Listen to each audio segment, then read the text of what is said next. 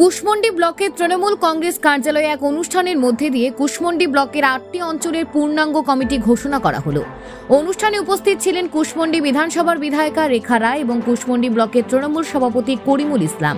এছাড়াও অনুষ্ঠানে অংশ নেন কুশমন্ডি ব্লকের তৃণমূল সহ সভাপতি জিতেন্দ্রনাথ সরকার, তৃণমূল সংখ্যালঘু সেলের সভাপতি আজিবুল হোসেন, মালিগাঁও অঞ্চল সভাপতি শ্যামল সাহা, দেউল অঞ্চল সভাপতি কৃষ্ণ বসাক সহ আরও অনেকে।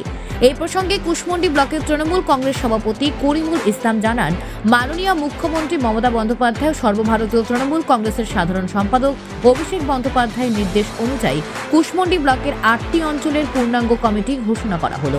এই ঘোষণার মধ্যে দিয়ে কুশমন্ডি ব্লকের তৃণমূল সংগঠন আরও শক্তিশালী হবে বলে আশাবাদী ব্যক্ত করেন তৃণমূল নেতৃত্ব।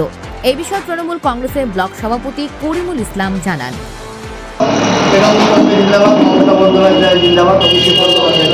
আজকে আমরা কুশমন্ডি ব্লক তৃণমূল কংগ্রেসের পক্ষ থেকে আমাদের যে 8টি অঞ্চল আছে সেই 8টি অঞ্চলের তৃণমূল কংগ্রেসের পূর্ণাঙ্গ কমিটি আমরা ঘোষণা করলাম।